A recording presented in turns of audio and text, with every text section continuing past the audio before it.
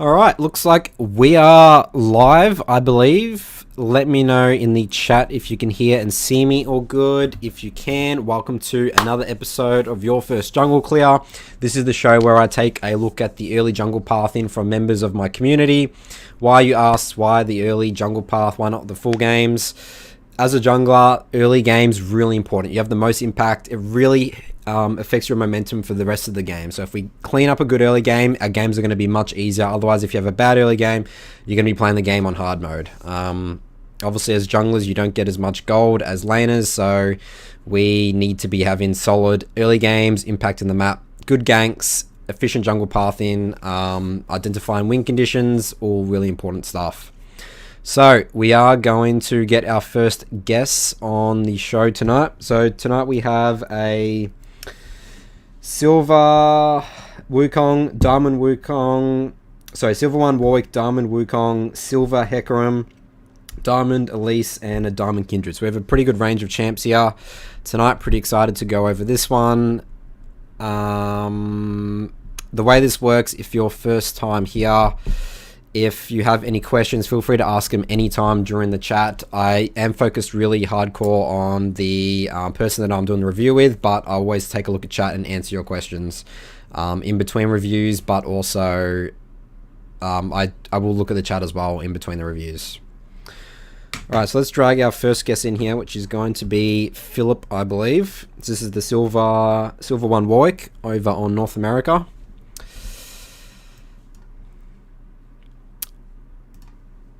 Alright, Phillip, you're on the air. Can you hear me all good? Hello. Yeah, I can.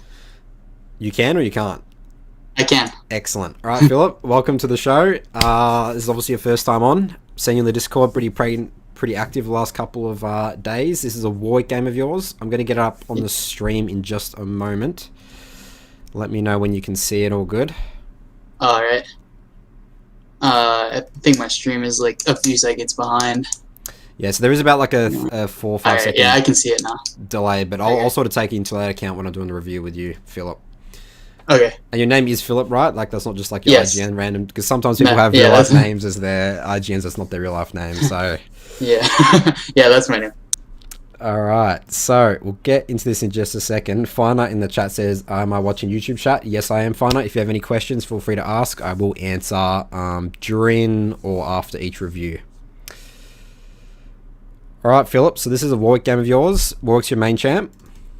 Yes. And how's your ranks been going so far this season? It's been going good. I started out in Iron 1. I played a lot of League, like Season 3, 4, or 5 as a support. And then I quit for a while because I went to college, but I picked it up again for Season 10 starting in December. And I wanted to play jungle this time around, and I've been liking the game a lot more as a jungler. It's a lot more, found it a lot more interesting. And I climbed from Iron 1 to Silver 1 so far. It's been going pretty good. Nice. And you played a role beforehand? You weren't always a jungler? I was a support before. Okay, you're a support, I was yeah. not very good. And is Silver 1 the highest you've been? Yes, Silver 1 is the highest I've been. As a support, it was also the highest I was. Alright, so let's take a look at this game here, Phillip. Tell me what you're thinking in terms of a win condition. Did you have one going into this game, or if you want to try and come up with one now, that's fine. But how are you sort of visualizing how this game's going to play out? Yeah, so this game was actually really interesting from the start, even before minute 30. So right away, I see like that Amumu top lane. I didn't think the matchups were going to be like this. I thought it was going to be Amumu jungle, Shen top, and Shaco support. And then I was really surprised in the loading screen. So then what I'm thinking is Riven versus Amumu. That's a really good matchup for Riven. So I want to capitalize on getting Riven ahead as soon as possible.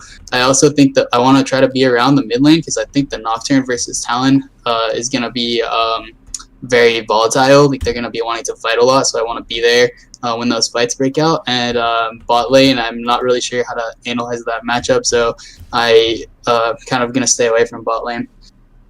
So this game starts out very like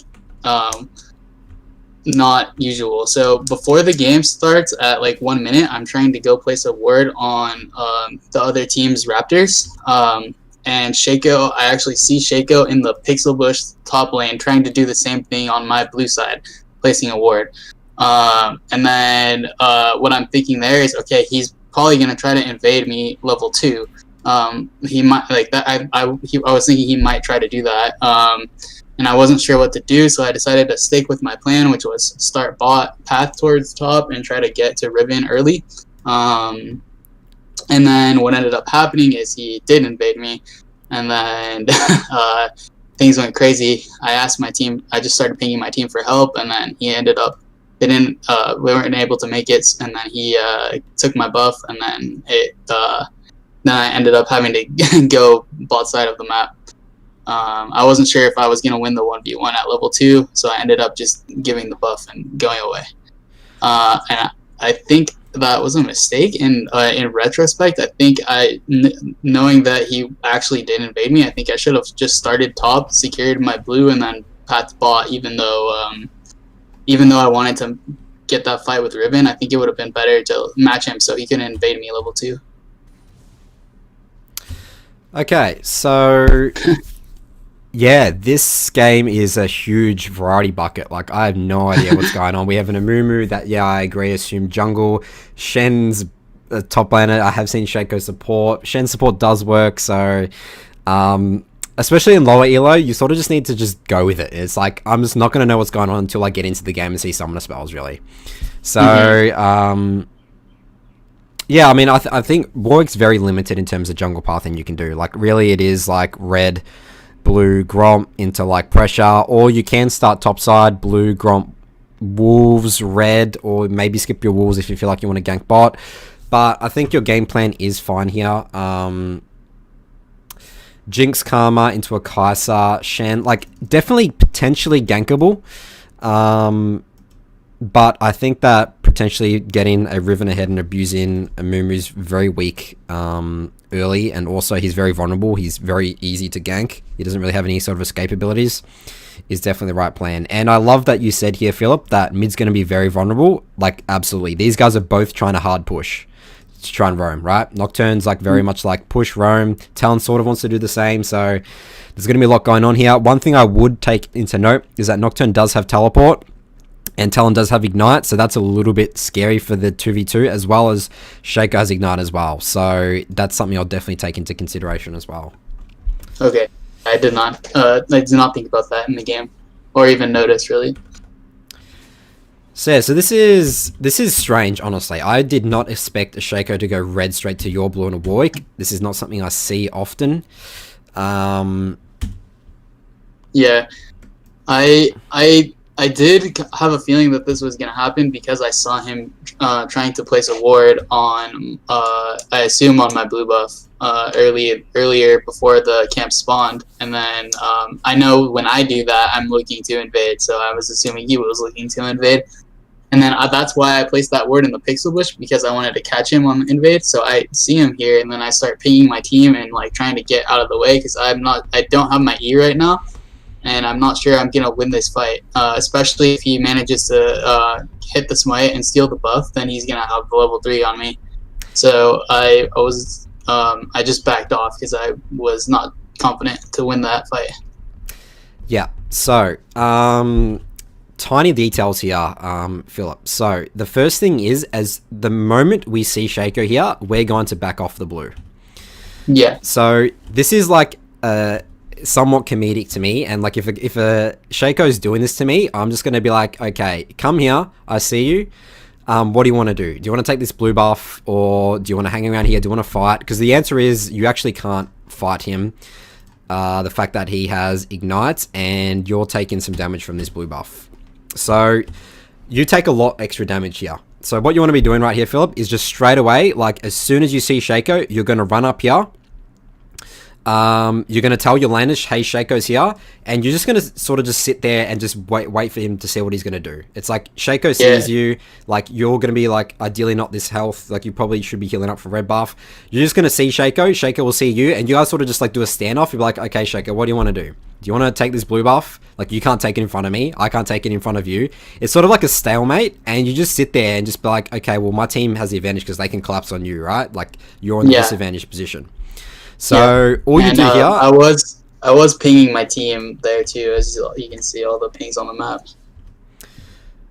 So we'll go to the exact moment you're getting off it. Because, I mean, like, if you think about it, like, you can't get this blue buff by the time Shaco comes, right? Yeah. So my mistake here is keeping fighting the buff, even though I know that he's coming. I should immediately back off and stop hitting it. Yep, just back off, stop hitting it, and literally just, like, go hide in this bush and just, like, see what... Shaco's going to have to face check or something like that, right? If he's going to Q on top of you, you're going to be way healthy. Like, you have Q. Like, to be honest, he's not going to be able to kill you, you know? Like, if he Qs, then he's super vulnerable for Riven as well. You're just going to ping, and you're going to force Shaco out of your jungle or potentially kill him, and then you can just take blue Gromp. But Shaco is so screwed if that happens, because he's only done one camp, you know? So I always think it's like, I don't have to get my camps here. Like, just sit there and wait. Like, Shaco's equally losing out as much as you're losing out, but you're going to win out because Shaco's in a very vulnerable position. Does that make sense? Yeah. So yeah, now you take too much damage here and Shaco takes it away from you. And you sort of helped him as well. You know, you helped him by keep hitting the buff. Yeah, he was able to get it. I think that was my, like, biggest mistake there. And I think Riven was, like, in a better position to rotate than Nocturne was, so I should have probably stepped up towards Riven.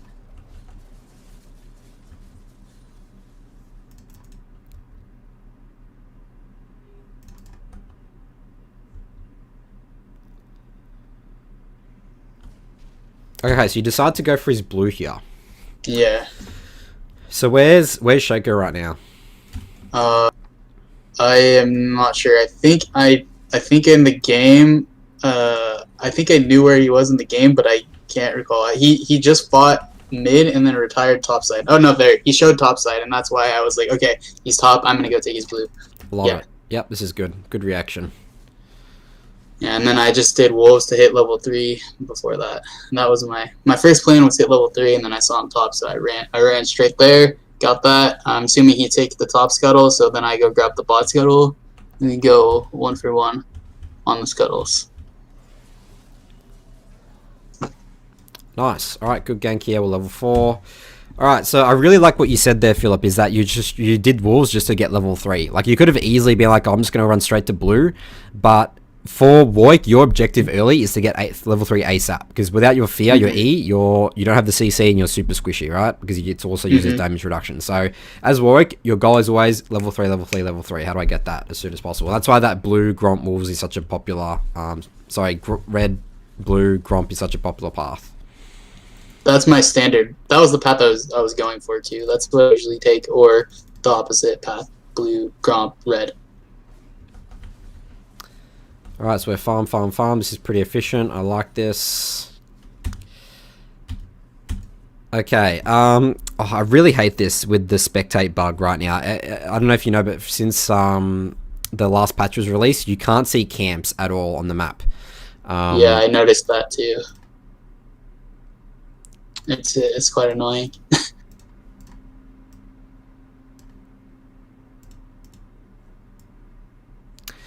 Okay, the reason why I say that, Phillip, is that so you do Raptor Camp.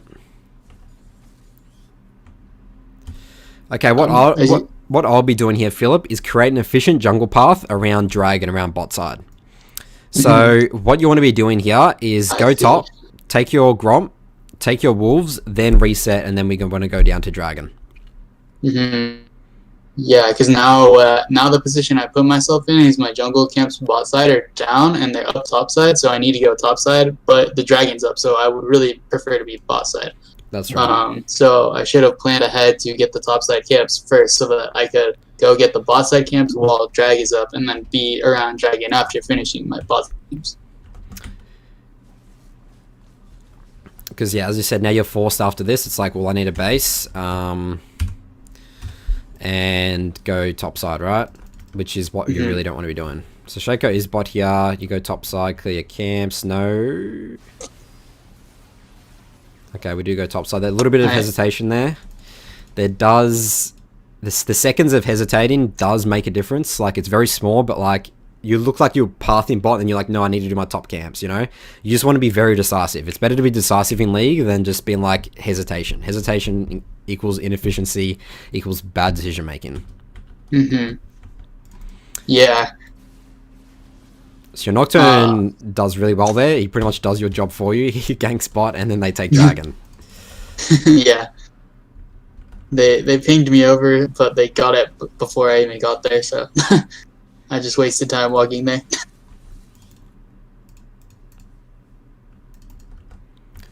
Okay, we have Tiamat. This is good clearing.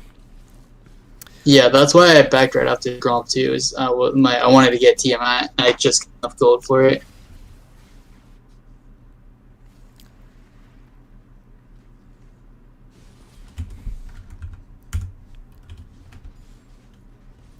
Okay, so what would you say your win condition is right now?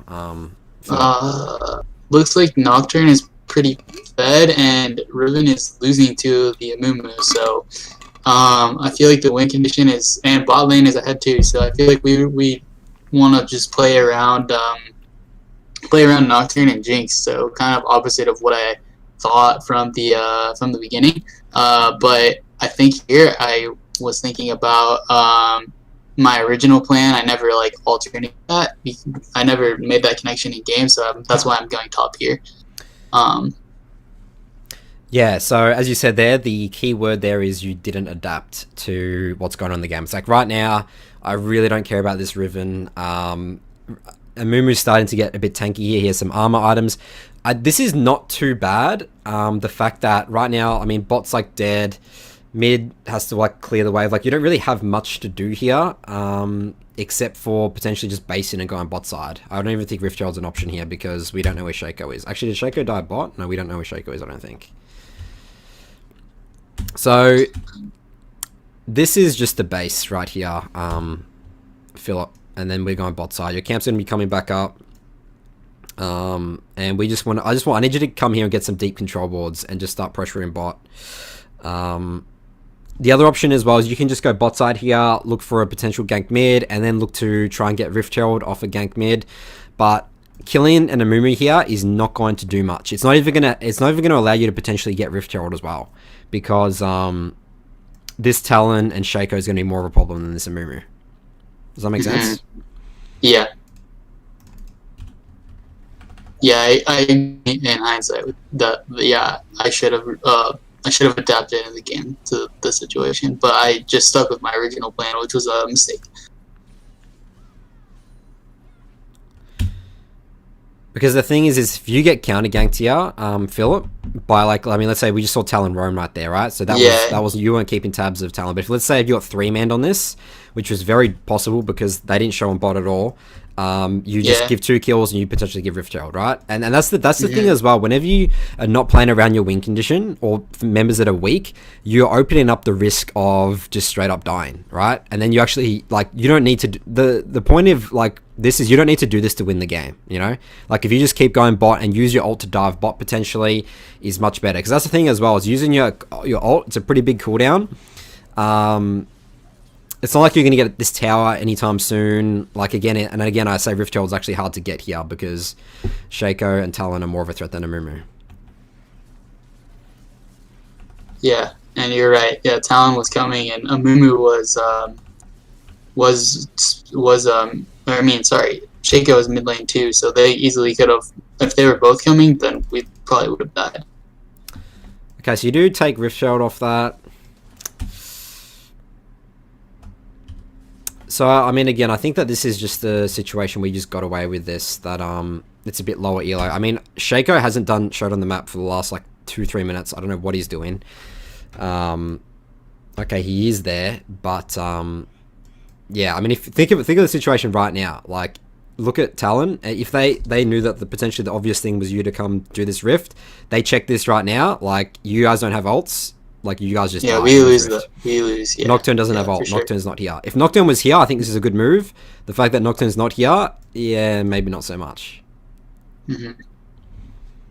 Nocturne does have TP though, and I have a ward in the pit. That's true. Actually, that is true. Yeah. But I wasn't thinking that. I was just thinking, oh, we killed top. Let's take Rift Herald. Yeah, I actually forgot about the Nocturne TP as well, because Nocturnes don't typically take TP in my game. So, actually, Phillip, this is the right move, but you just said that you weren't thinking about it, so then it's back to the wrong move, yeah? Yeah.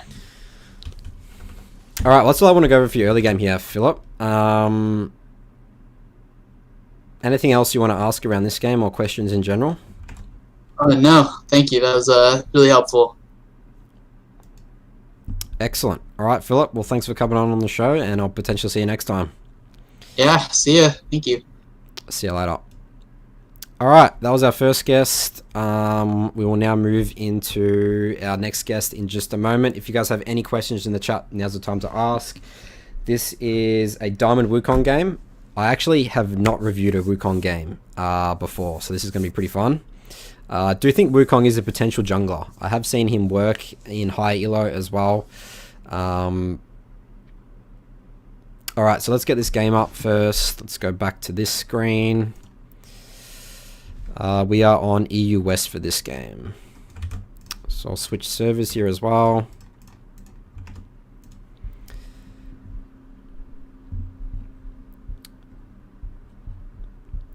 Okay, Tangle says, until what point can you carry the game 1v9 in low elo? So that's a very broad question, Tangle. You're a couple of levels ahead of everyone else in the other team. You're farming very well. Depends on what champ as well. When's your item spikes? Are you a late game champion? Are you an early game champion? I mean, 1v9ing can happen early game if you're playing like Elise, Lee Sin, all that sort of stuff. But yeah, as Coach Jingsen says, that's a very broad question. It's hard to say. The way that I view League is no matter what champ you're playing, if you're playing towards that champion's strengths, that champion identity, like perfectly every game, you're going to be able to 1v9 any game no matter what champion you're playing. But then that comes down to mastery of that champion.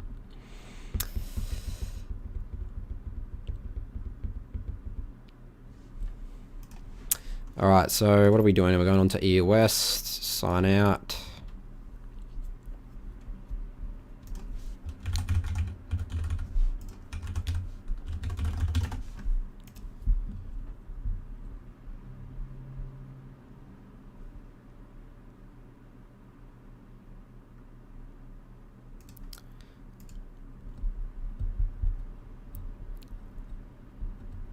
So John Shin says, it seems like games are going on for so much longer and it's harder to close out games with early game junglers.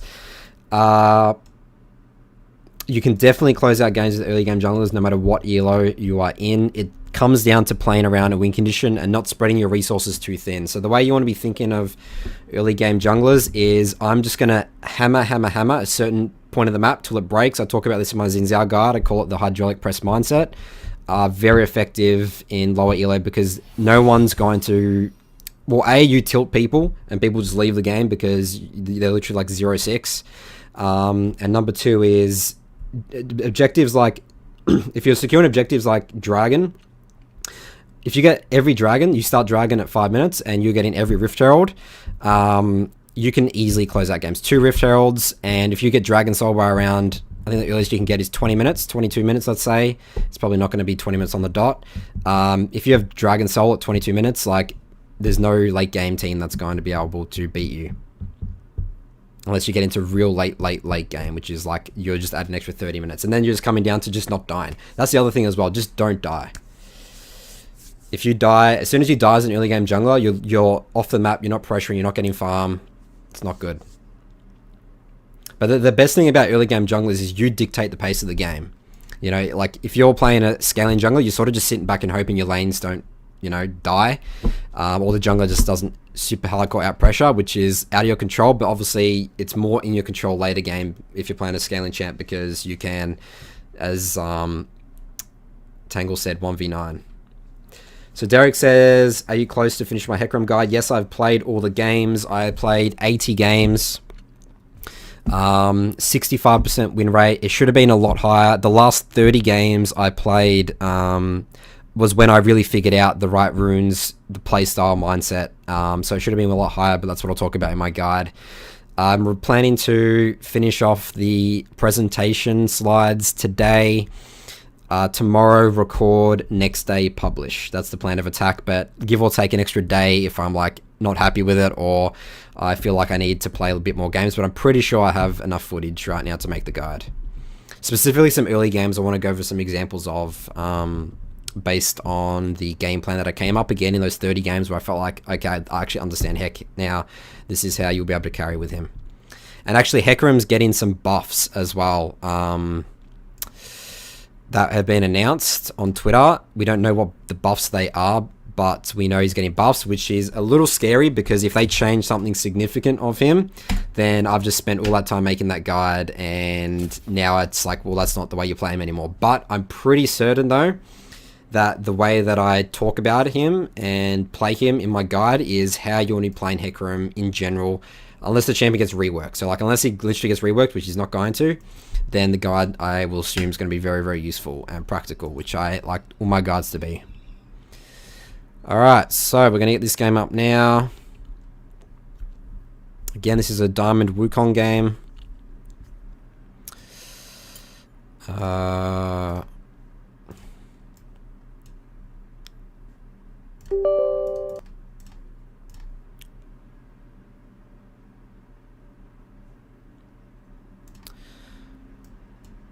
Alright, UnclePsycho, you're on the air. Can you hear me all good? Yeah. Can you hear me well? Yep, loud and clear. So, UnclePsycho, what should I call you? What's your real life name instead of UnclePsycho? I think you can call me UnclePsycho, yeah. Okay, UnclePsycho, let's take a look at your game here. So, this is a Wukong game of yours. Should be up on the screen for you now. Let me know if you can see it all good. Yeah, I think there is like a delay, 3 seconds or something. Yep. I just want to tell you that this is not a diamond game. I think this is around plat 3. My diamond account is on the UNE server. Yep. And I just created this account and I hear people saying that EOS is harder than UNE. So You're trying to prove them that's wrong. That's why I'm creating this account and trying to play solo to see how far I can go. Awesome, that's a good challenge, and potentially you can prove people wrong on that one. Alright, so, UnclePsycho, this is a Wukong game of yours again. This is actually the first Wukong game I've ever reviewed. So, and I've actually never played Wukong jungle. So, let's give that context. But obviously I can still help you with the early path in here. Let's take a look at your runes first. So, we're in Conqueror here. Triumph, Alacrity, Coup de Grace, Nimbus, Cloak, Water Walking, Attack Speed, AD, Magic Resist. Okay, so what are the options for runes for Wukong? Is there any other options, or is it pretty much Conqueror every game? Conqueror is the best rune, I think. You can change that. I think you can change the Alacrity with the Tenacity rune if there is a lot of CC, which I should got this rune this game. The enemy got a lot of CC. And you can change the Sorcery secondary. You can take Domination, I think. You can take Sudden Impact and Relentless Hunter for the movement speed. Okay. So you're going Sorcery because you feel like you want to be able to get on... You want to have good river control and get on champs like the Wukong, Zara, Jin? Yeah, and I like the synergy between the Nimbus Cloak and the Smite. Like, I really like it. Yeah, I think it's good as well. Alright, yeah, I think that number one mistake here is, we definitely want to be taking Tenacity as Wukong. Yeah. We have Zara CC, Jin, Twisted Fate, Jax, like there's a lot. I would even potentially double up CC here, go Merc Treads and Tenacity, and the Tenacity. Yeah, but I should have done that. Do you build Merc Treads here yet? I didn't hear this. Did you build Mercury Treads this game? I can't remember, to be honest. Alright, well we hope you do, UnclePsycho, because that would be a problem. Yeah. Alright, so tell me... I think I did, yeah. Tell me what you're thinking here about early game plan. What's the win condition here? How are you thinking to path in the early game? I just want toward my top side because I want to start with my bot side to get the best leash possible and gank Urgot. Because Jax is kinda easy to gank early game. So I decided to full clear my bot side, then take red buff and try to gank Jax, and if I can't, I can invade Karthus. Yeah. Yeah, so if I'm playing, I would categorize Wukong. Again, I haven't played him, but he is probably pretty good level 3, right? Especially into a Karthus. I mean, most champs are good into Karthus level 3 because Karthus is super weak early. So, I definitely like that you mentioned here. I mean, I want to punish this Karthus early. Karthuses mostly start blue. They can start red. But the problem with this path here is if you do this, unless you 3 camp vertical jungle, then you're going to be doing red and you're on the opposite side of Karthus and he gets a free level 4, yeah? I thought that he would start with his bot side for the best leash possible.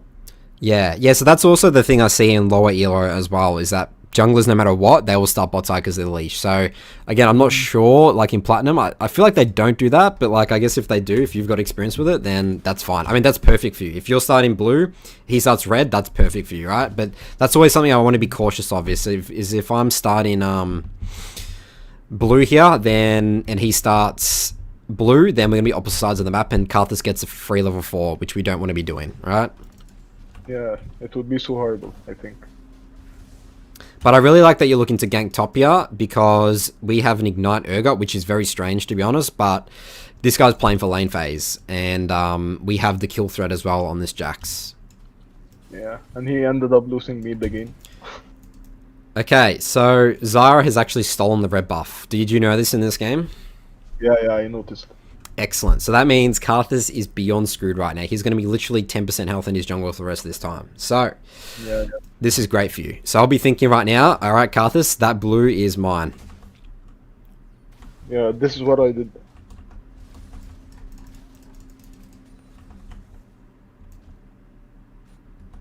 Nice. Love it. Excellent. Nice work.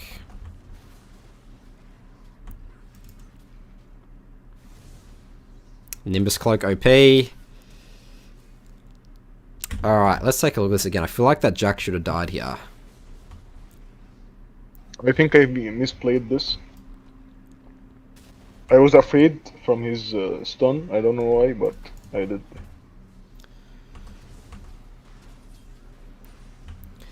Okay, so the way you need to be thinking about this, UnclePsycho, is I'm not Wing until he E's.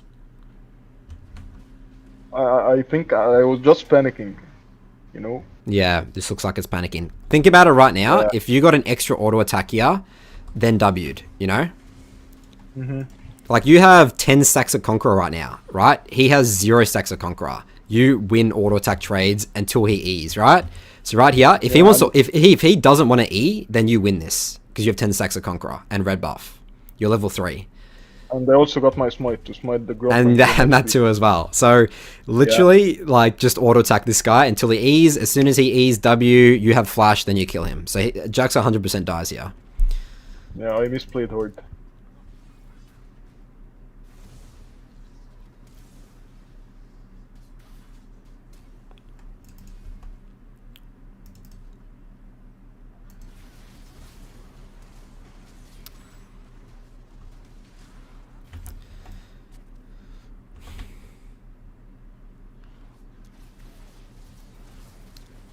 Okay, I think this is okay. You do end up dying for it, but we do the good old double buff transfer onto Urgot. I mean, you're still very far ahead, so I mean, I don't mind that trade. I think it was actually very odd for Karthus to go straight topside out of base. I don't know what he's doing here. I'll be thinking about conceding my topside jungle. But that happens. Let's take a look at what you do now. Alright, so where's Karthus going out of base here? Where do you think? I think he will be going topside again to clear his Grump and Wolves. Okay.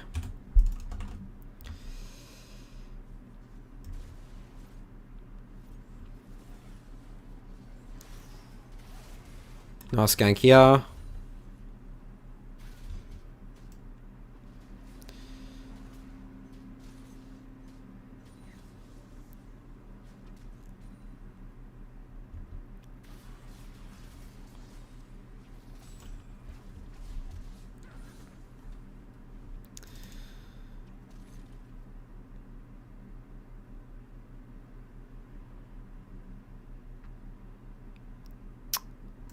I think this gank was a bad decision from me. Yeah. Alright, so...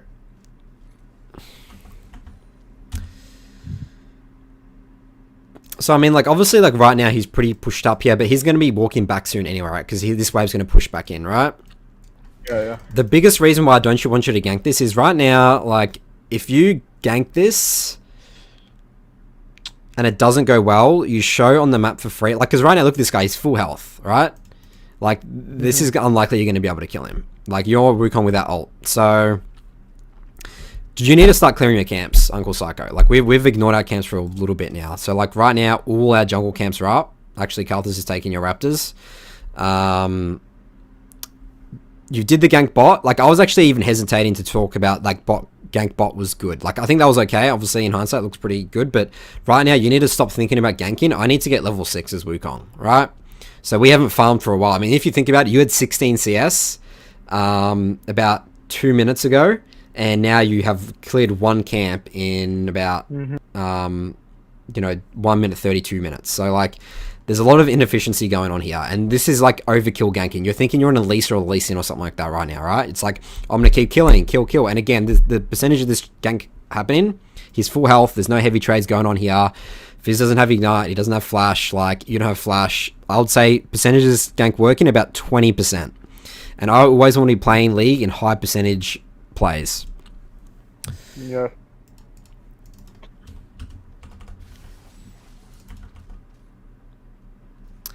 Okay, and also the decision to check his jungle here, you need to assume that this is all gone, right? Like, you didn't see Karthus bot side, you saw top grab was taken. Like, why are you invading here? Why do you think Karthus is here? If anything, he should be bot side right now, yeah? Clearing his camps. I don't know, after I ganked mid, I didn't know what to do, to be honest. I was Yeah. like, I don't know.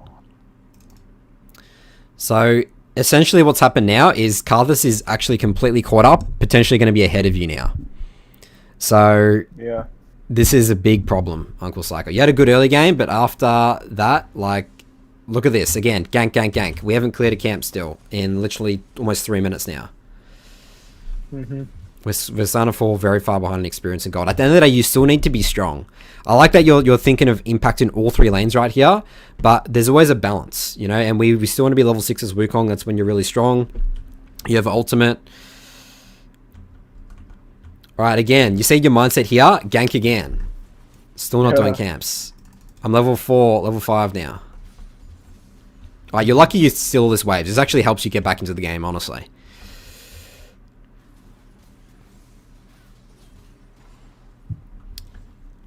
I think Fizz ended up tilting from me taking this wave.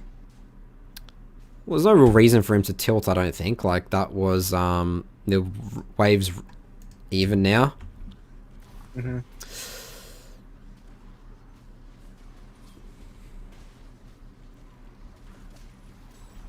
Okay, so did you know Twisted Fate's level 6? Do we know that playing aggressive in the enemy jungle levels Twisted Fate level 6 is risky? I knew, but I spammed ping Thresh to come and help me, but he ended up hitting the control word, so he came late. I think Karthus should be dead, and we should kill Twisted Fate too. If his noticed on game.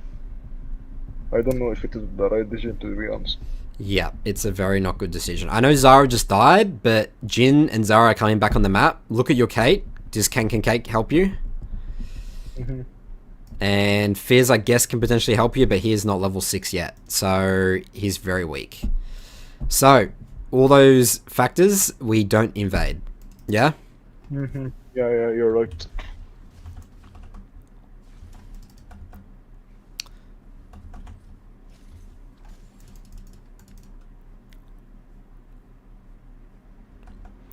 Alright, so we're finally going to do some camps. Yeah, we're going to take Crab.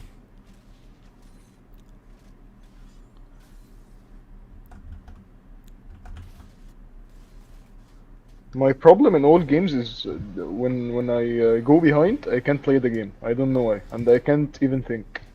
I either stomp or int. I can't play from behind. I don't know why.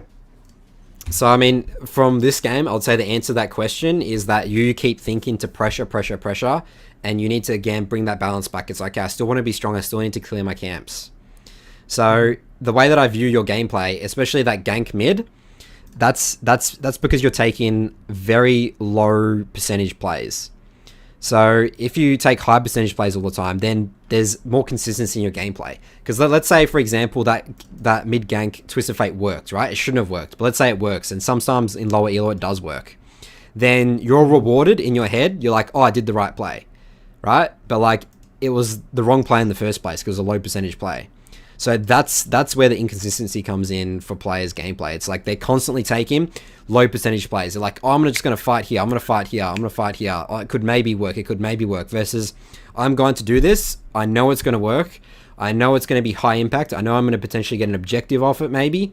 Versus like just going for kills all the time. Because kills don't necessarily win you games, right? Objectives win you games. So that's my theory anyway about why you say that you either do well or you int, because you're taking too many not calculated high percentage plays. Like, again, that invade on Twisted Fate, on Karthus there, that's an incredibly risky play. And you know, there you said it could have worked if Thresh came, like that thought process, but that's wrong in the first place because Kate couldn't help. You're missing too much information in that play. I pinged Thresh like 20 seconds earlier, but he didn't respond. So, again, there's no real reason for him to potentially help you there. And even if he came, you're dead anyway, right? Because Twisted Fate and Zara and Jin are kind of come help anyway. Kate can't help. And Fizz wasn't level 5. Yeah.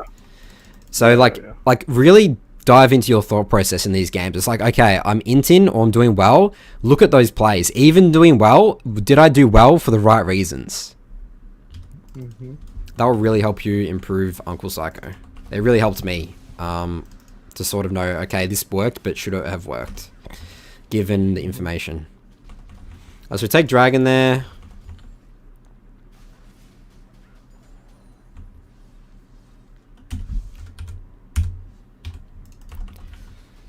We lose Rift Herald for that. Yeah.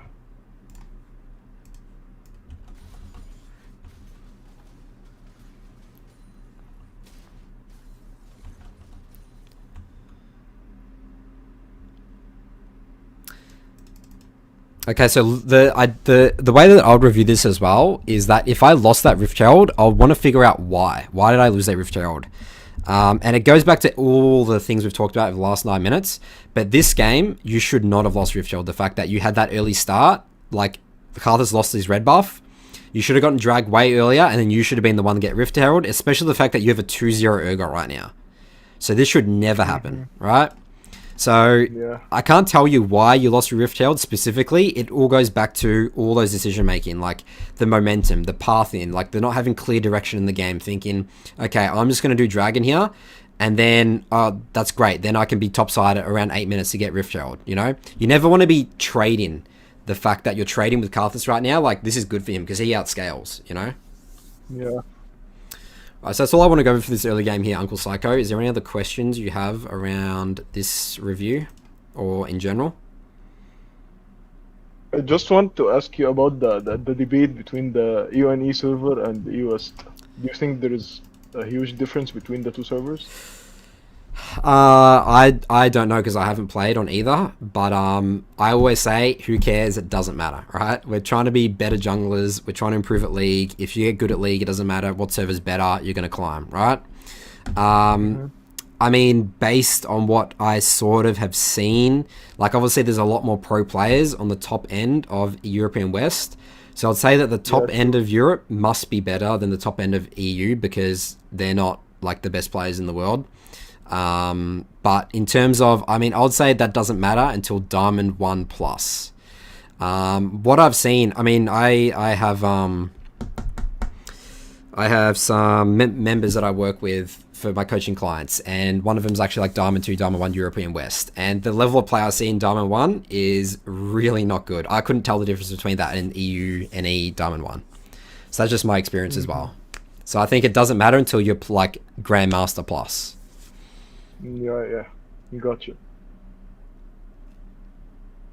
All right, UnclePsycho. Well, thanks for coming on the show, and I'll potentially see you next time. Yeah, thank you a lot. All right, see you later.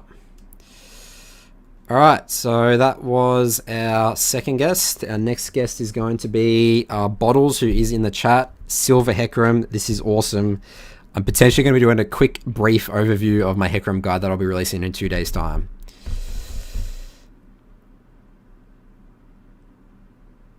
Alright, so this is a game on what server here. Also, now's the time to ask any questions if you have any in chat. This is a game on OCE. Alright, my home server. Awesome.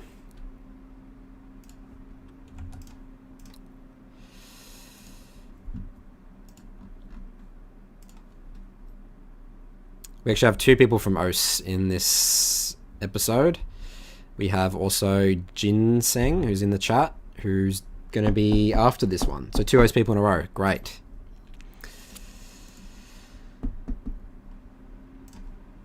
Alright, so we're logging on to OS.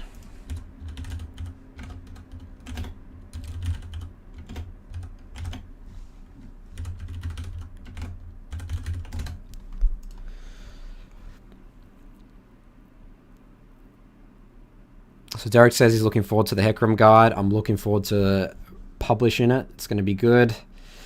European West is better than EU and EE, but only at high elos. Yep, definitely agreed. That's what I just said. Amplify. Thoughts on Ivan right now? Derek says, I think Ivan's very good in certain comps. I think it's almost unlosable. If you minimize early game, you have a hyperscaling ADC. You just build like support items, like enemy team can't kill your carries. It's really good. I don't know if it's good in low elo. I haven't played it myself personally. I'm trying to think like maybe not. Like baiting people to shields, people will fall for it in lower elos. But I don't know in general if Ivan is a good champion. Maybe he's just better at higher elo. But higher elo, I think Ivan can really be annoying to verse. So Adib says best junglers for low elo. I like to reframe that question. Best junglers if you're looking to start playing jungle role. I think that you can play any jungler. The thing you should be focusing less on the champion and more on jungle fundamentals. Everything I talk about in like the 200 videos plus I've done. Efficient jungle pathing, identifying win conditions. I can play any champ in the game and I can make it look good in low elo because my fundamentals are so good. So focus on those first. But if you're a new jungler looking to start, Warwick's good. Xin Zhao's good. I have a guide on Xin Zhao. I think Nunu's a great start in tank jungler. I have a guide on him as well. And I think Olaf is a little bit to learn in terms of like pushing your limits and closing out games early game, but that's teaching you good fundamentals. I mean, I have a guide on Olaf as well. So, I mean, I'm pretty biased because that's all the guides I've made, but if you're looking for good junglers to pick up, Adib, Xin Zhao, Warwick. I don't have a guide on Warwick, but I have videos on my channel about Warwick, Nunu, and Olaf.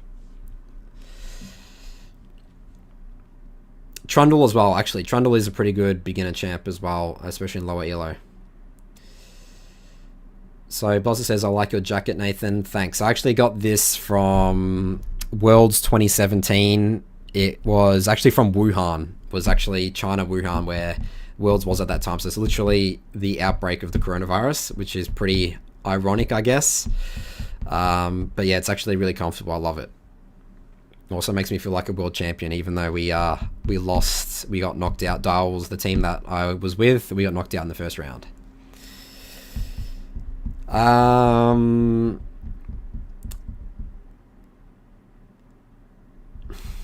Alright, so we're going into Oast right now.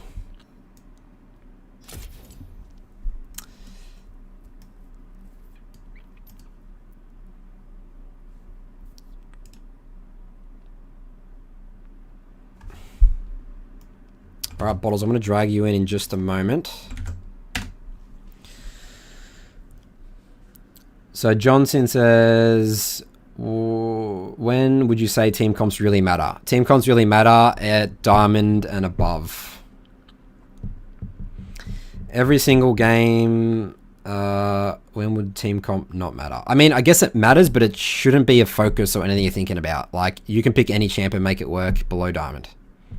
Don't be thinking about team comp. Obviously, it matters in a way. Like, if it's going to be easier some games if you have a good team comp. But you need to be thinking about mastery of champion and learning jungle fundamentals and the jungle role in general.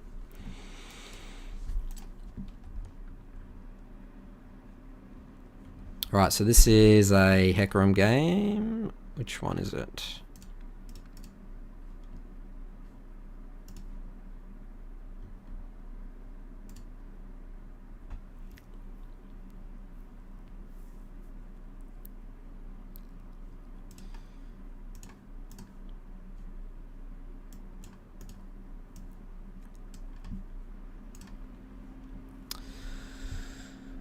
Blind Ferret says, do you think J4 is a good starter jungler?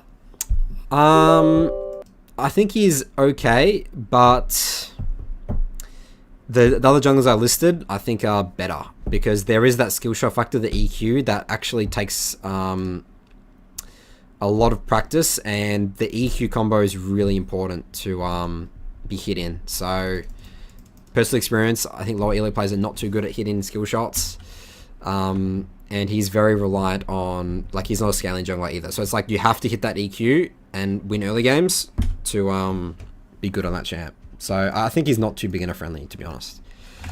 Alright, so let's grab Bottles in here. We've got the VOD up.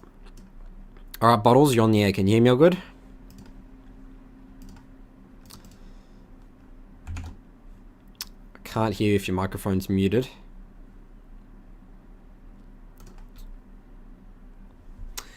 So John Shin says Diamond 3 plus seems a lot harder than Diamond 4. Yeah, Diamond 4 is essentially like Platinum 1 players in a way, and there is definitely a big jump.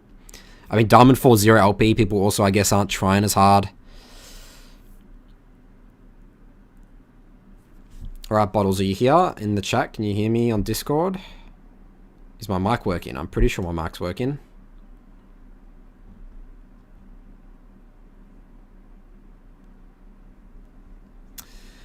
Alright, Bottles, if your mic's not working, that's a problem. We're going to have to drag in our next guest. Maybe you can get it working.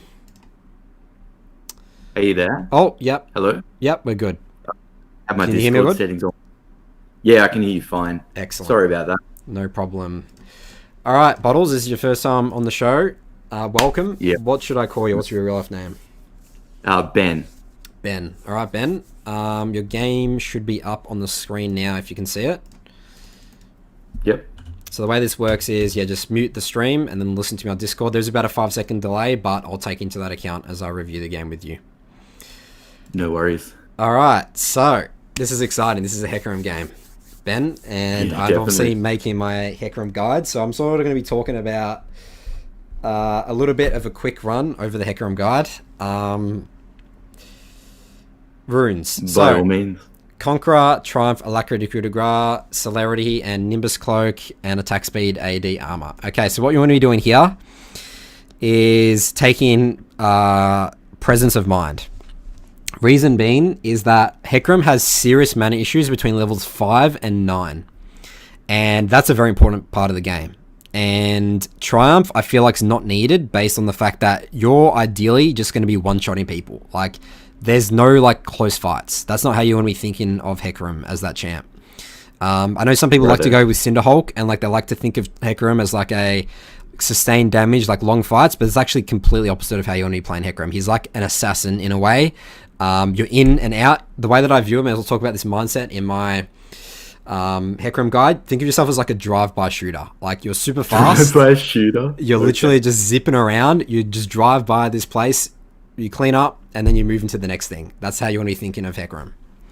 Well, hey, I've been running Cinderhulk and the wrong runes, so I'm not much of a drive-by shooter at this point. But Yeah, that's not once I drive-by see the shooter at guide, all. That's No. like you're like a big, that's like, just chilling. waddling elephant or something like that. It's not very clean. Like Macca's Hecarim. drive-through Hecarim. Yeah, that's right. We're waiting in queue for a while.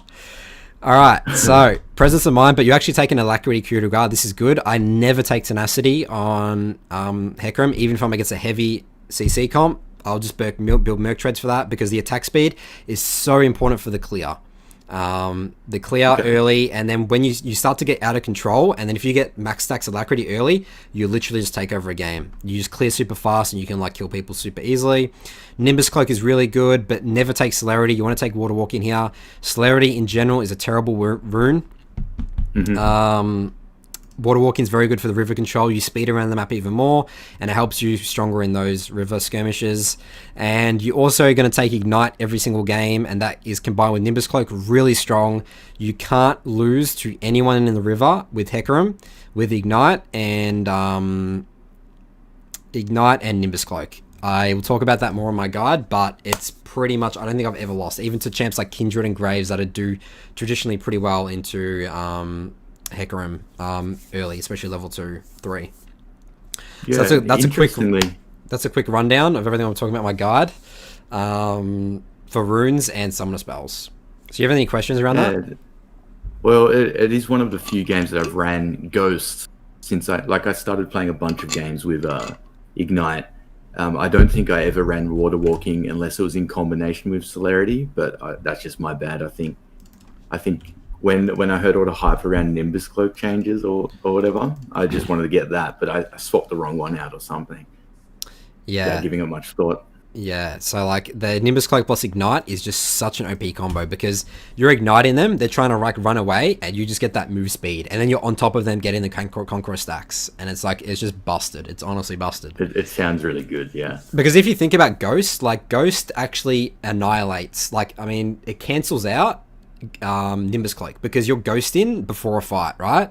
So you're getting that burst of move speed. Well, yeah, I guess you can ghost to get the burst of move speed during a fight, but really you want to be ghosting later in the fight because, I mean, before the fight happens to get to places quicker, right? That's how you use Ghost, yeah?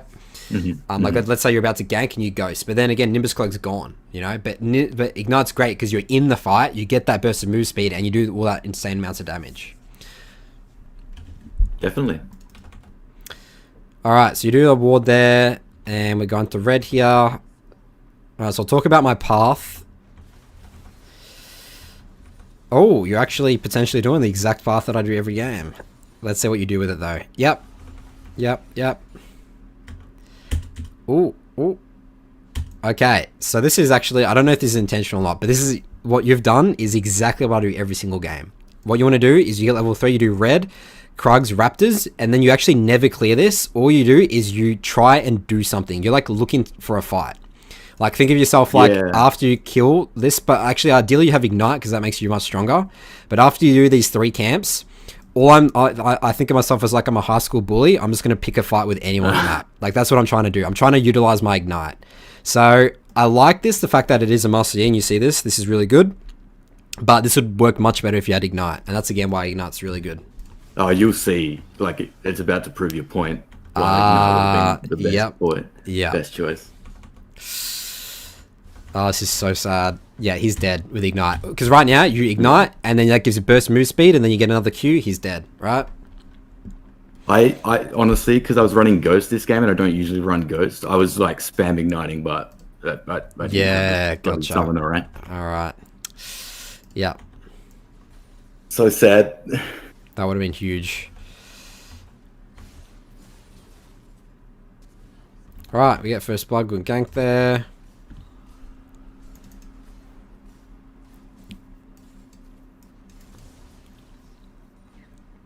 Okay, also one thing I didn't mention as well, because I was getting carried away, I was so excited about talking about Hecarim, is the way that I view Hecarim as well in terms of early game and win conditions. All I'm thinking about is who's the easiest for me to kill, to one shot, to do my drive-by shooter tactic, right? So who would you say it is for this game? Probably Twitch or Lux. Maybe Lux if I can dodge the binding. Yep, definitely these 2 champs. Early game, you can really do it to anyone. Ideally, you have Ignite, but like I'll be thinking as Renekton, not so much, especially at level 6. Like, I'm not going to really worry about Renekton. Malphite, if he builds AP, yes. If he builds tank, maybe not. Right. Alright, so we're farming these camps now. This is good.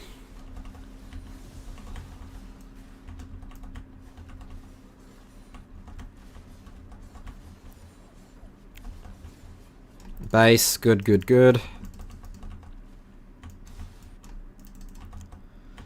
Okay, and the other thing as well, I go Blue Smite like pretty much every single game as Hecarim because it helps the burst, it helps me get on people for the Conqueror stacks, for my Qs. Like, you're a move speed king on Hecarim. Move speed equals damage because of his passive, right?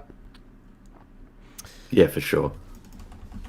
Like, I'll take Red Smite, like, probably like 5% of games where I'm like literally into like a heavy full melee comp.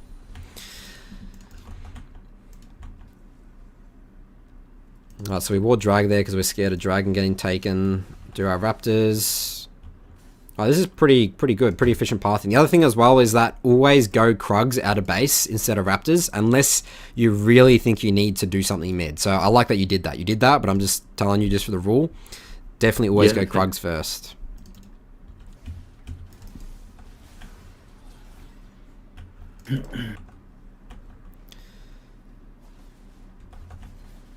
Oh, okay. Actually, another thing I didn't mention here as well. Never buy Boots of Speed on a base early. So you always want long swords. It helps your clear. I know that I just said it sort of counters what I said before, where you need move speed to do damage. But Boots of Speed, like you need the long sword. It's going to do way more damage. It's going to help you clear camps quicker. And you want to be sort of like getting warrior ASAP. Like you can get boots. I like to get Boots of Speed like after I've got like a Warhammer, you know? Let's say I can't afford warrior, and then I will get Boots of Speed after that. But I'm just trying to get warrior ASAP because there's a huge item spike. Alright, so yeah, so this is a bit of a problem here,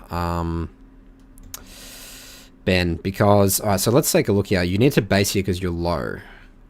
Why are you low? Yeah, that because I face checked Malphite. Yeah. Okay.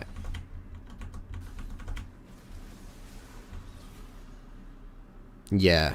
Alright, so I would be thinking right now is I need to get 6 ASAP.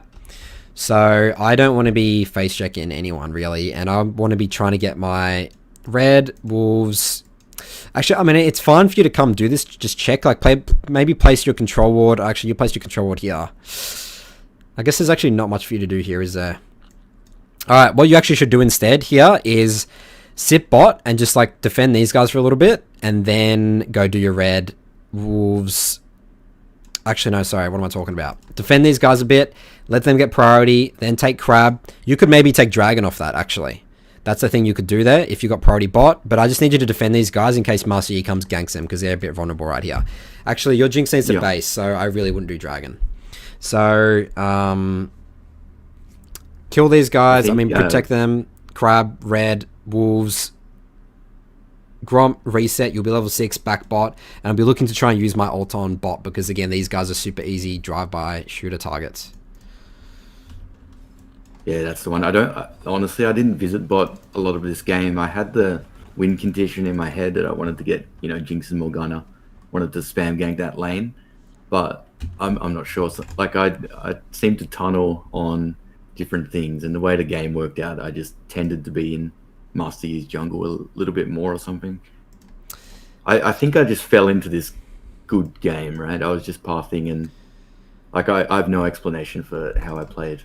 Yeah, so that's inconsistency, and that's the thing. You need an answer all the time. That's how you know you're improving, because otherwise you're just treading like a you're walking up an elevator that's like going backwards, because it's like, well, I don't know why I'm doing well, but like if suddenly the elevator like goes forwards now, then like the escalator goes forwards now. They're like, I don't know why. It's like someone just hit a random button, like someone randomly fought a fight that was favorable for me.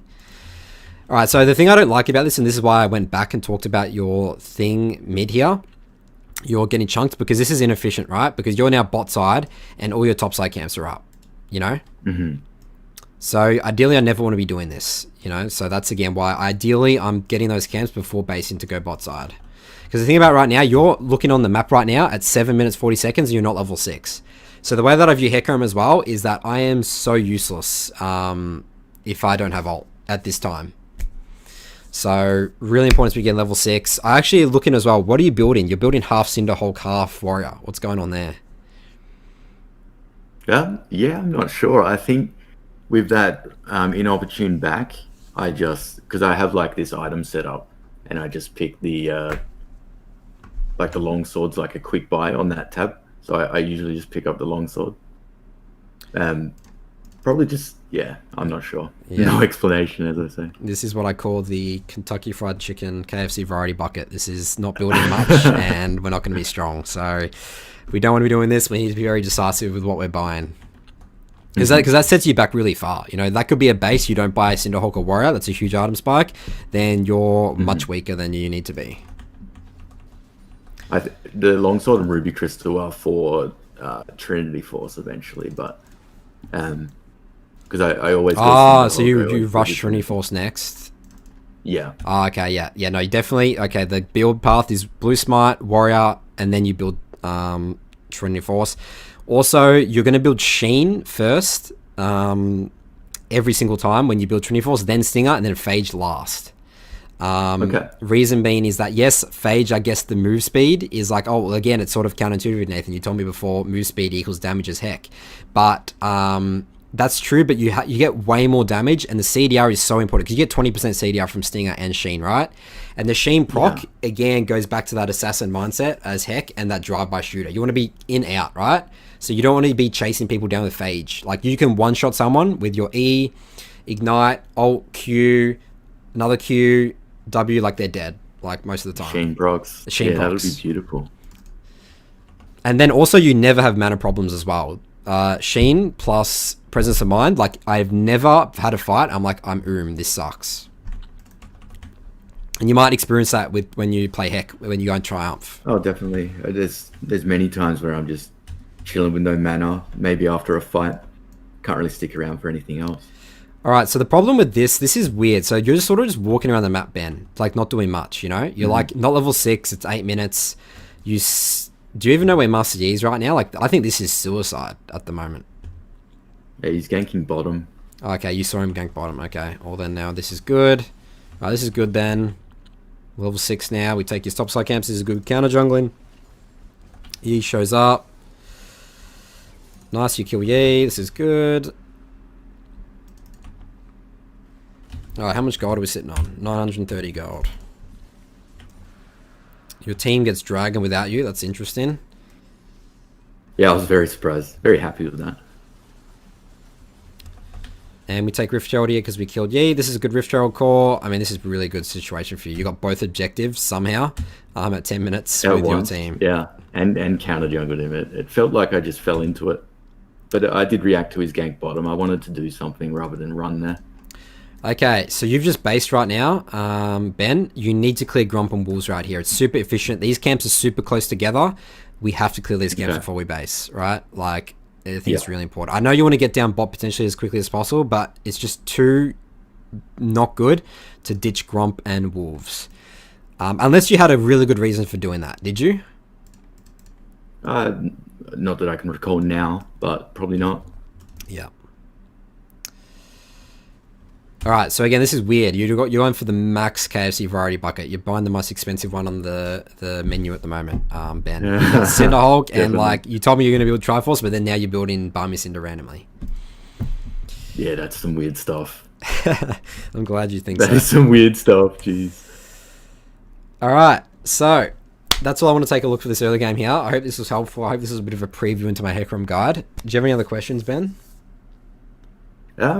Yeah, you mentioned like drive-by mindset and stuff.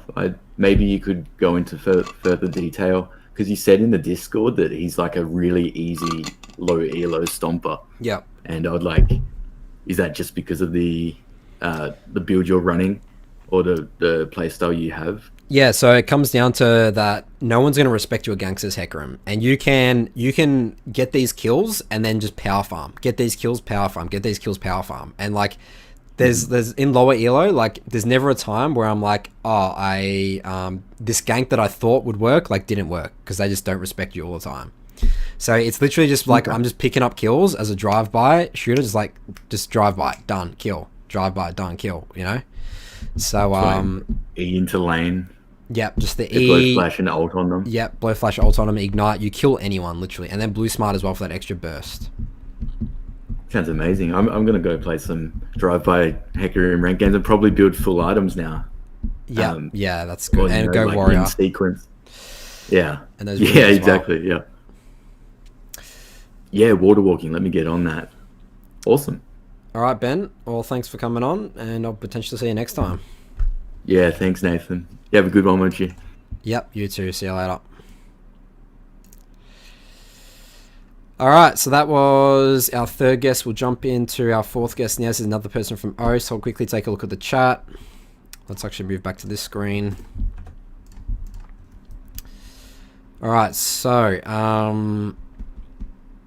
were you able to 1v1 Olaf as Hecarim as well at Crab? That's actually a good point. I think I was actually one stage, but I needed to dodge a Q.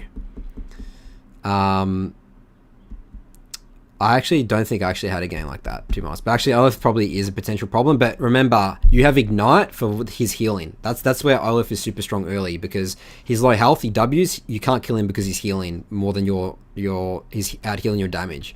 So that's why Ignite's like super OP. So Adib says the guest list full. Yeah, I guess this fills up before the show starts. You'll need to join the Discord and before the show, about 2 hours beforehand, I'll ask if anyone wants to come on, and then that's where you sort of tell me the game. So yeah, it is full for tonight. So Jing Sen says here, the gap between Diamond 4 and Diamond 2 is like the same as between Plat 4 and Plat 1. Yeah, I would agree. Yeah, thanks for letting Adib know, Derek, about how the show works.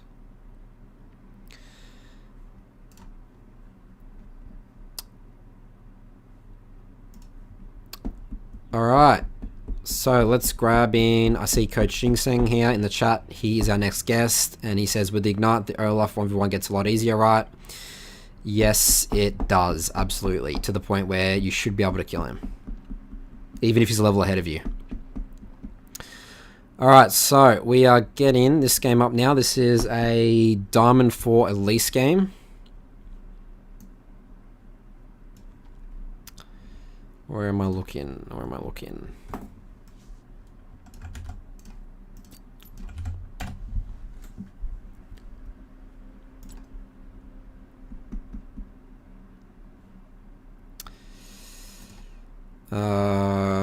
This game is 11.3.10.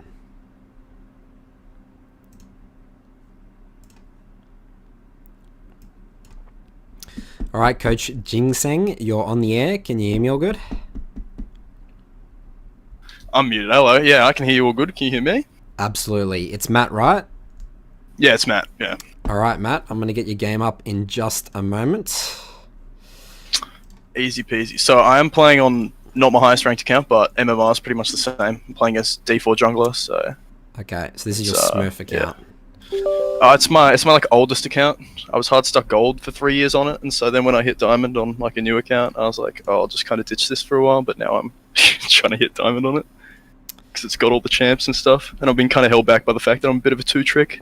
Yeah, so let's talk about that, Matt. So we got an Elise game here. Obviously, I know a lot about you because you're from OS, and in the Twitter scene, you're a Shyvana player originally. Yeah, big time relying on the Shiv, like. As in, really, when the Season 10 jungle changes happened, I was, like, bad. Like, really, really bad. Because I had just learnt Season 9 Shyvana. Like, that was all I did. I hit D2, 85% Shyvana win rate, right? But yeah. I was useless. Yeah. It was, rough. So, yeah, Shyvana is not learning the game and jungle correctly. The game, yeah. You know, so that's, it's very, you trap yourself thinking you're a Diamond 2 player, but, like, really... I was like plat, bro. I was like plat too, okay, like platinum. On any other champ. Yeah, it was bad, but we're trying to get those fundamentals in now. That's the kind of. So I think Elise is a great champion to start with that. Elise is the most like jungle fundamentals. Like if you don't do them, it's very punishing. You're literally useless. You get outscaled, right? So this is a game you like. Looks like you hard carried. You won. Why did you want to pick this game? Review this game specifically. Okay, so I think. Most of my decisions were justified, but really the reason why I popped off so hard is dumb luck. Like really, I think my jungle pathing in most games is okay. Like I have thoughts in mind. Especially I play really aggressively around mid as Elise. Usually I see that they've got an Orianna. That's pretty much free ganks for me all game. But I drop behind really hard and farm in a lot of these games. And if the enemy jungle is smarter than me, which luckily this Echo does some really whack shit this game, I'll usually end up dropping behind, especially against like Karthus and Olaf and stuff. I struggle a lot. Although Olaf's just like, I will never play Elise into Olaf. Like, that is not a matchup I go for at all. All right. Yeah, we can take a look at that. Obviously, we're only going to be looking at the early clear here, the first 10 minutes or so. But yes, that is a common problem I see with Elises. They are getting behind in farm, and all, even though their ganks are sort of doing stuff, or sometimes they might not do as much, then they're basically useless because they're level 6 and the enemy jungler's level 9, right? Yeah. So tell me what you're thinking here. What's your win condition? How's this game going to play out? Alright, so for starters, level 1's a bit weird, but for me, it's just, if I can make Orianna not a player in this game, I'm pretty much set. I don't think Lucian Blitzcrank's going to do that much to me and Zed. Further into the game we go. Cassio scales pretty great. But also, Top ends up actually going 0-5 here. That's my duo partner. He usually plays mid. And I kind of neglected the top side of the map because my clear was really bad. You'll see, I'm pretty sure I don't even take Krugs. Echo takes my Krugs one. Like, my first first Krugs are like 10 minutes into the game or something. So I just think, like, I probably could have moved better around the map and been more efficient. And I would have been able to at least help that top matchup a bit more. Okay, so the way you're pathing right now tells me you want to impact bot early, right? Yeah, bot or mid. I know that my blue's warded here. I can't remember if that's just because I saw them walk in or because someone pinged it. But I don't take a 3 camp level 3 path here because I don't want to show bot side. They'll know that I started top side, but I want them to think that there's still a chance I could be ganking top here. Okay, so this is just an absolute mess. I don't know what's going on here. So these guys, bot's like lost right now. I don't know what's going on here. So Lucian gets the lane and he's just chilling, farming, and they chase all the way to the side of the map. So yeah, bot's definitely not looking good right now.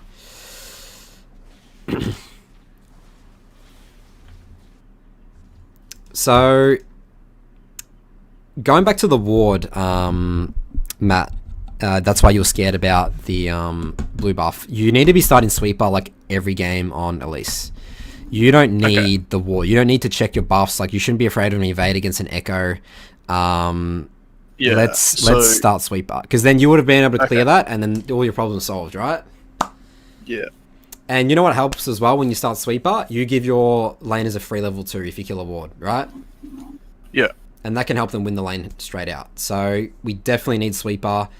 Even if you do want to keep your ward and do some sort of ward, because maybe you are afraid of an invade, like let's say it's Blitzcrank there, but we need to be basing and switching out to sweeper, right? Yeah, usually people don't really fan in this elo, so I can walk into like blue, for example, and then like start back at 50 seconds, ward, swap to sweeper, and walk out. But I just didn't end up doing that this game because of the kind of level 1 clusterfuck that happened. Yeah. So, yeah. Alright, sweeper. Easy. Alright, we see Echo mid here. Alright, so what does this tell us? What's his route been this game? How much farm's he on? 13. So I just assumed that he just did like red side level 3, right? Yep. Because he's not got blue. It would make no sense for him to come from bot side onto mid without having just done the full bot side here. Yep. So I get the counter gank off, and you'll see I expect him to go onto his top side after this, and so I do some really weird shit. This is where it gets like kind of inefficient.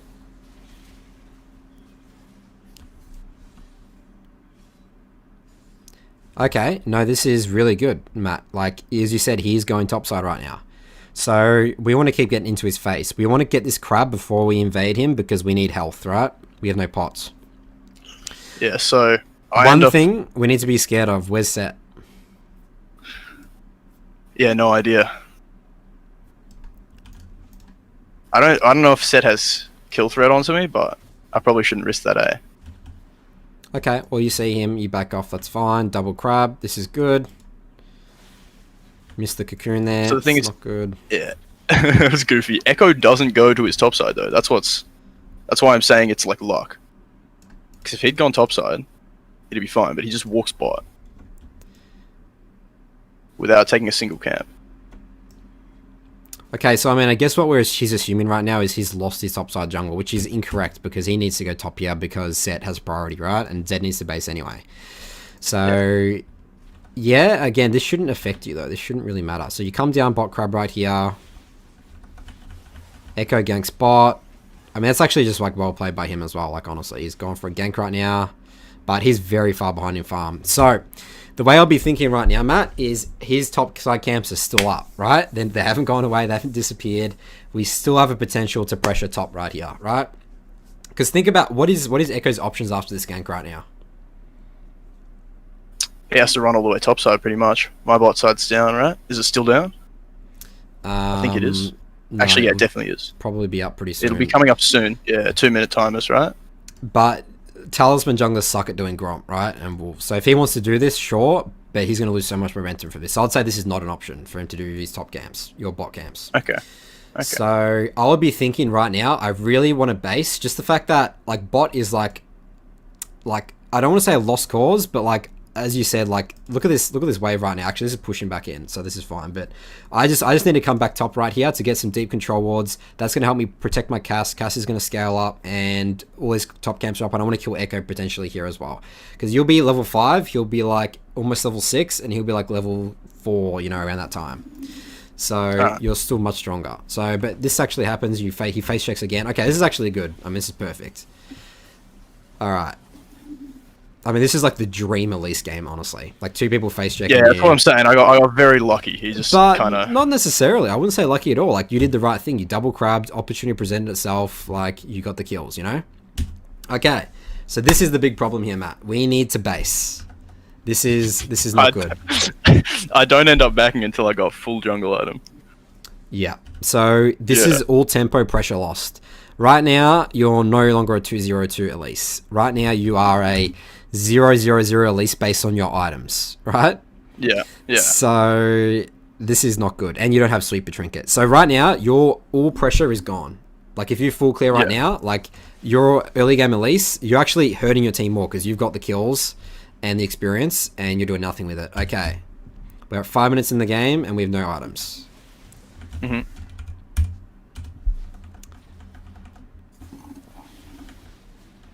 Look at what happened top. Imagine if you were here pressuring.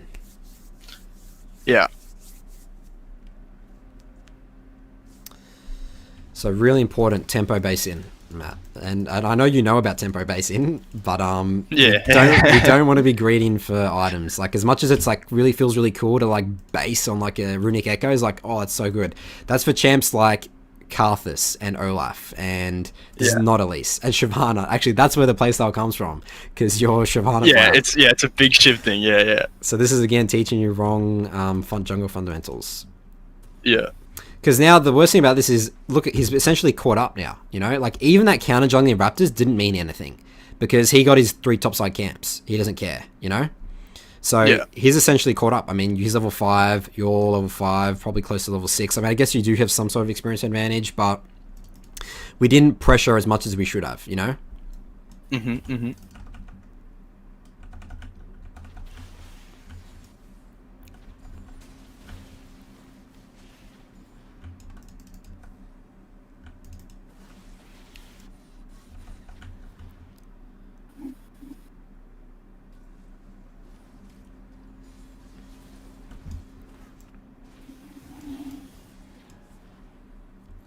Okay, so decision to check his topside jungle here.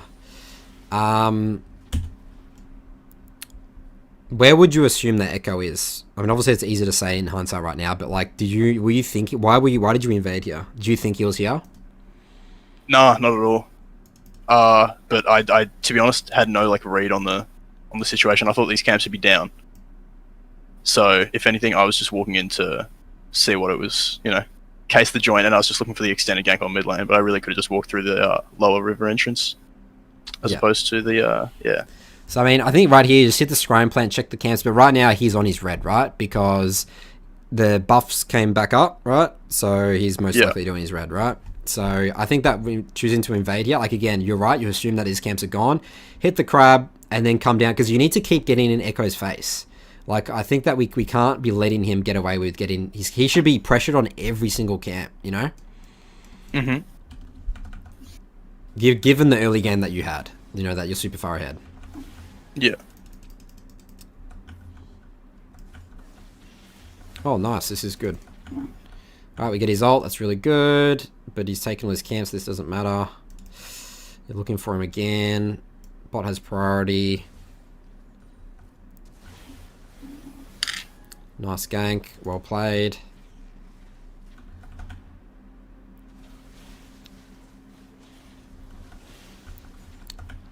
Alright, this is good. We're clearing.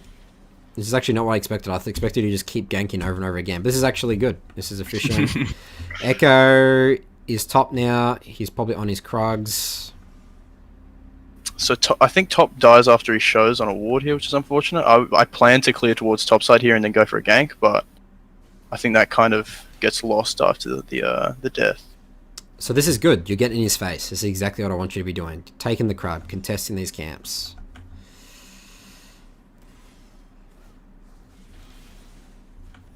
At this point, I'm pretty much just thinking it's on me and Zed, just take over the game. Yeah, absolutely. I think I die at one point because I try a bit too hard to get in Echo's face. I might actually be here. Yeah, it's here. But this is stupid. He just kills me because I... Yeah.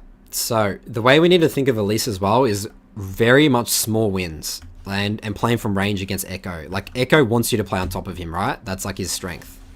So see what you do here? You chunk him, get his ult, and you're just running away, right? You don't need to be like, you've got the advantage. Blue's up, Zed's here. All you need to do right now is back off because he can't start his camps. You know, like you think that an Echo's gonna be able to start his camps knowing that you're full health Elise here. Zed has priority, and you have control wards. This is good. 2 control wards. Place a control ward on Blue. He can't take his camps. You know. So take the small win. Like Echo's burn his ult. Like, we just need to just chill out here and just wait for Zed. I mean, actually, Zed has priority. This is actually pretty risky. But right now, the way you're viewing it is like, again, you're like an Olaf or something like that. Like, you know, you're playing to his strengths. Yeah. Okay. Remember, once all your burst is gone as Elise, you're like not a champion for a short period of time, right? Yeah. So I guess this is just not knowing your limits as Elise. But I always view it, if I get a chunk, that's as good as a death for me, you know? Like, if they're on 20% health or they burn in a huge ult like that, that's like a huge win. Like, Echo's dead in my eyes because now he's super easy to kill, right? Because that's bad. Like, you've given shutdown gold, right? Like, we can't be doing that. Yeah. Right, Zed does kill him, and he's super fed. So that's what I want to go over for this game, Matt. Did you have any other questions? No, that's it. Thanks, man. Yeah, it's good to see you're playing some real junglers. I mean, what I saw here, this is pretty good. Like, I think that... Real you played that really good in terms of getting that double crab, and yeah, I mean, I wouldn't say it's dumb luck. Like, you set yourself up in the right position. If a free kill's there, I'll take it. You know, it's like I'm not going to take it because it's like inefficient or something like that, right? So yeah, this is good. All right, Matt. Sweet. Thanks for coming on, and I'll potentially see you next time. Yeah, have a good one. You too. All right, we're going to jump into our last guest here. It's going to be John, who came on last time. Let's switch to this screen. I'll quickly take a look in the chat. Yeah, so Bottle says, yeah, his item choices in that last review. Yeah, definitely what I would call the KFC variety bucket. All right, so this is a game on NA, I believe. And it's a Kindred game in Diamond.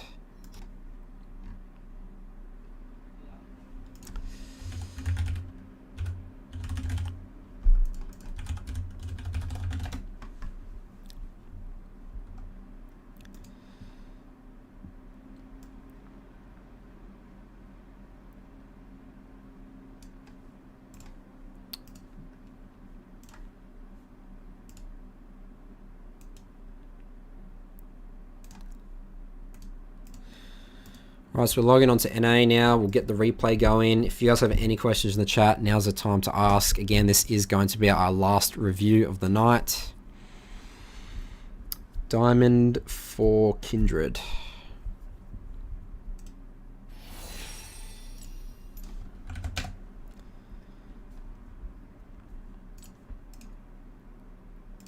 Three, 6, 12.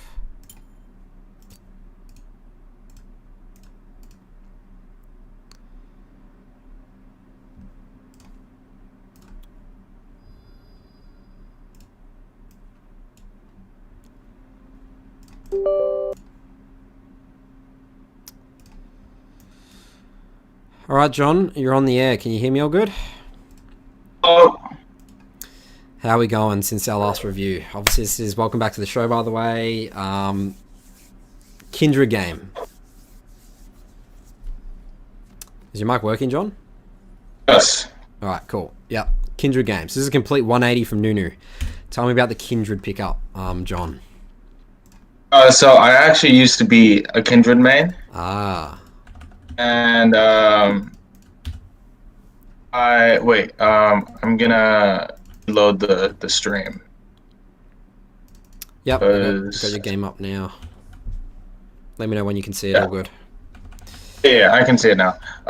So I actually got to plat first with being Twitch jungle main, and then Twitch got nerfed, so I transferred to Kindred. But it didn't help me learn jungle fundamentals, so I switched to Nunu.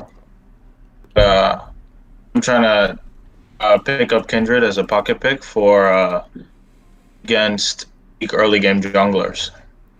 Yep.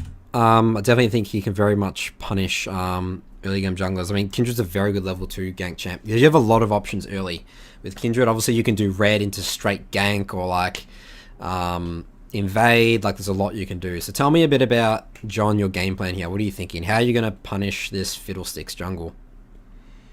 I definitely want to do red into his blue and Gromp, and then kill him at his wolves, if possible, or at least, and then go on to the crab and then gank top or mid. Okay, quickly going over your runes. Yeah, so I think that's a really good game plan. I like it a lot. Why Conqueror over Pressy Attack this game? Not sure, actually. I just started tanking Conquer. So the way I Conqueror, I need to sort of visualize how far it's going to work here. The fact that you're versing like a Fiddlesticks here, like look at Sona, this is a pretty squishy comp, right? I actually don't know much about, like, I don't know the feeling of Conqueror versus PTA with Kindred, but my opinion for this game is that this should be probably a Pressy Attack game. Would you agree? Okay. So let's take a look at this early game here. So we take his blue. This is really good. Nice, nice, nice. Level 3. Nice guy fizz towards your blue. Awesome. And we force this guy's flash. Alright. Great. Your game plan's gone perfectly, John.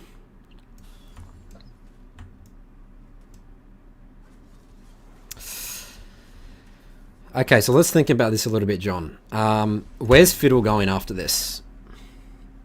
Bot side crab. Yeah. Bot side crab. But if you show top here, you're giving him free access to your entire topside jungle, right? Yeah. So we should not be ganking a Camille, especially with a Malphite, right? Yeah.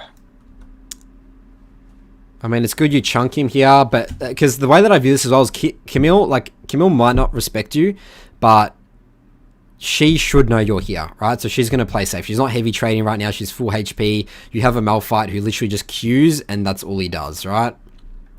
Yeah. So we can't be letting Fiddlesticks get your free jungle here, and this is what you've allowed him to do. You know? Even though Fizz has warded this, and he did the right thing warding this, no one can react, right? So, not good.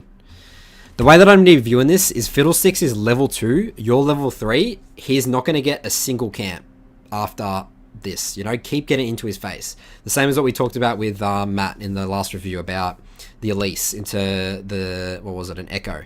You get a good early game, contest him on every single camp on his early game junglers like Kindred, you know? Actually, I wouldn't even view Kindred as an early game jungler. Just strong early game junglers as Kindred, you know? Really important.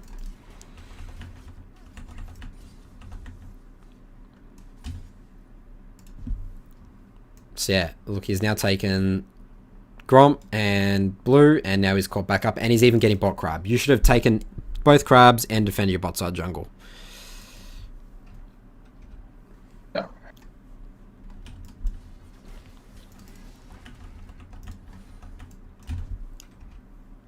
Oops, where's your vision?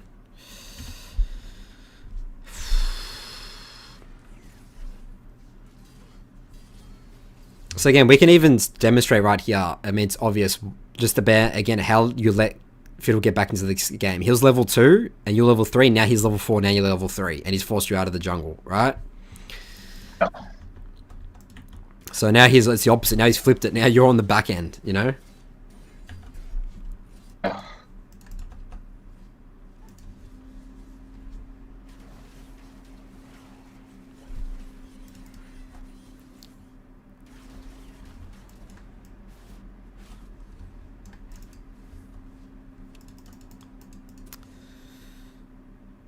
Sweeper, boots. Okay. I talked about this as in the Heck one.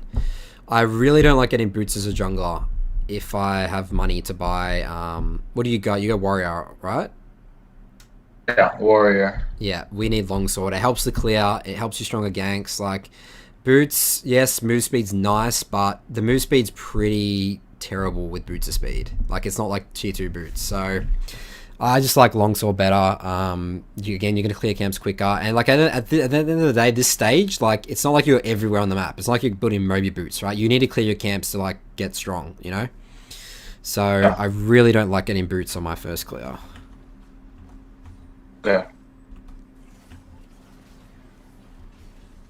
Alright, this is dead Fiddle. You burned his flash before. Nice. We take Dragon. Good, good, good. Take Crab.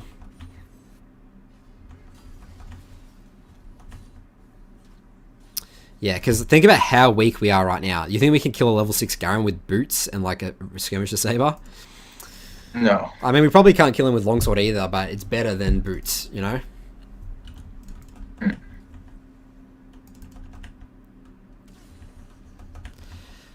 Alright, so what's going on here?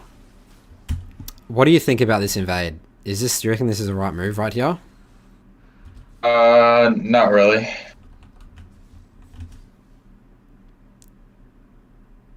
So we don't, like, Fizz is base, and we do have priority mid, but he needs to base, and look at bot, no priority. So this is, like, pretty much suicide.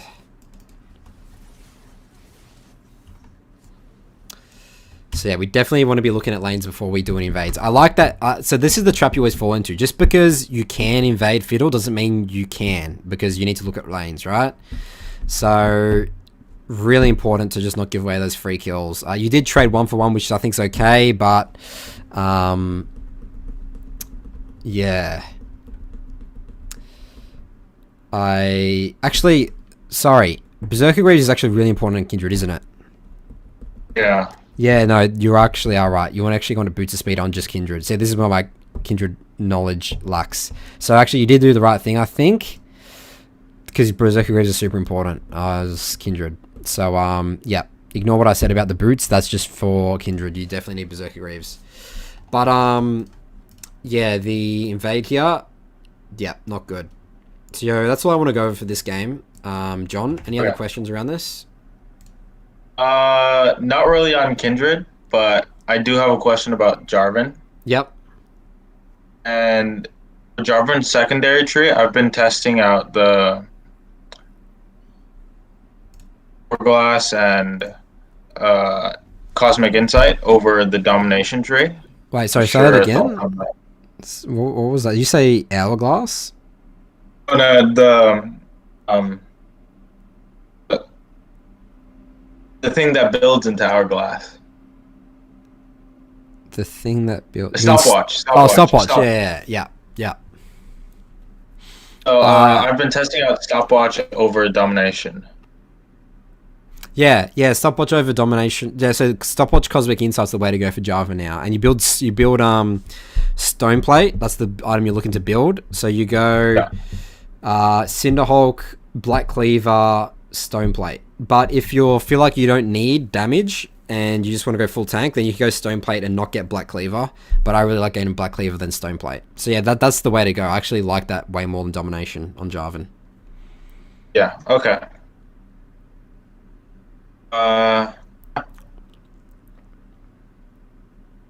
That's all the questions that I have, and I'll continue to grind solo queue. Excellent. We'll keep it up, John. I'm liking where we were going. I think that game was perfectly executed game plan, but after that we didn't extend the lead, right? So yeah, that's a really important aspect of this. All right, John, well, thanks for coming on, and I'll potentially see you next time. Okay, thank you, Nathan. Thank you for your help again. No worries. I'll talk to you later.